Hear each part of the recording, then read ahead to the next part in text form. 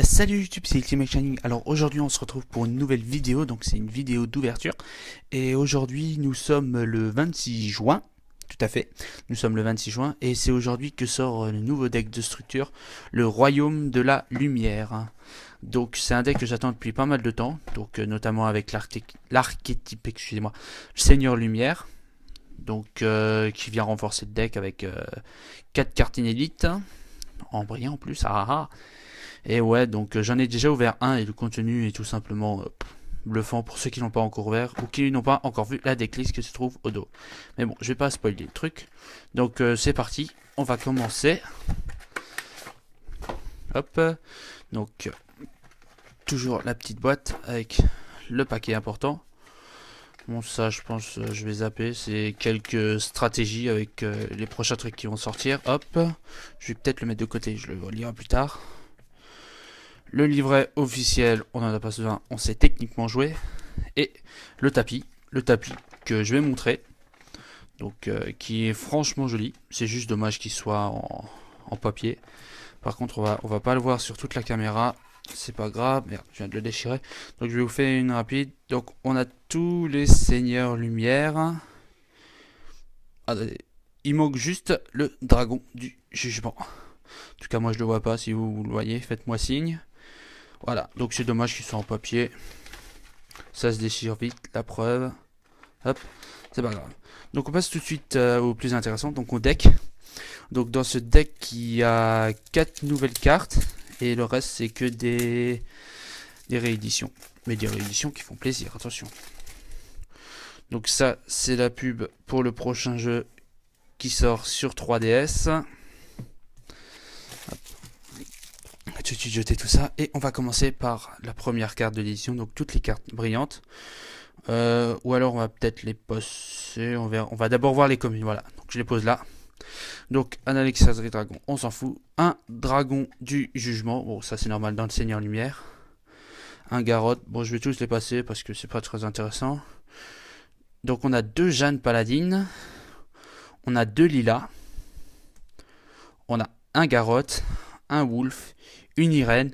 Et le truc que je trouve complètement abusé dans ce deck, on a deux Lumina l'invocatrice. C'est tout simplement énorme.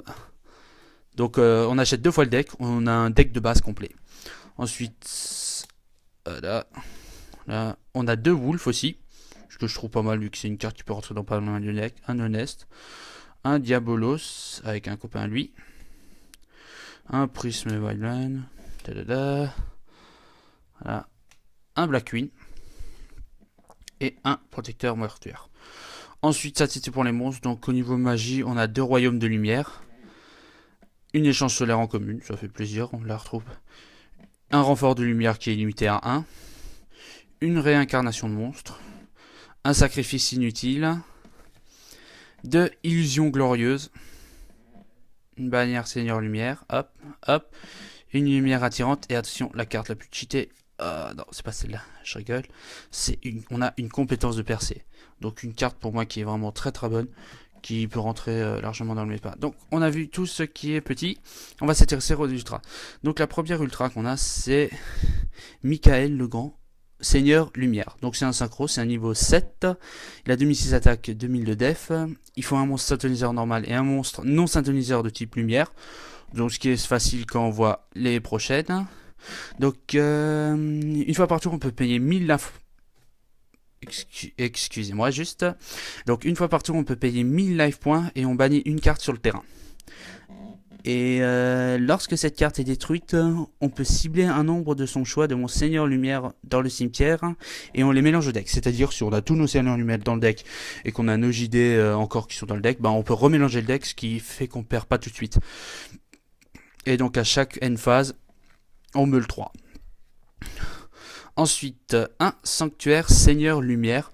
Donc c'est une ultra que je sais pas... Je sais pas trop. Donc je vais quand même lire l'effet. Donc une fois par tour, on peut envoyer un monstre Seigneur Lumière depuis la main au cimetière, puis cibler un autre monstre Seigneur Lumière dans le cimetière et on ajoute celui-là en la main. Ouais, ça permet de changer. Et il y a un autre effet avec des compteurs, mais bon là je lis à travers mon écran et j'arrive pas bien à lire. Donc une Minerva, la demoiselle Seigneur Lumière. Donc celle-là, quand elle est invoquée, on peut aller chercher un dragon light. Je vous fais pas de dessin. Je vous fais pas de dessin. Le seul inconvénient, c'est que on peut en chercher un nombre inférieur, qui a un niveau inférieur ou égal au nombre de monstres Seigneur Lumière qu'on a dans le cimetière. Donc ce qui limite un peu. Le point fort de la carte, c'est que c'est un satoniseur.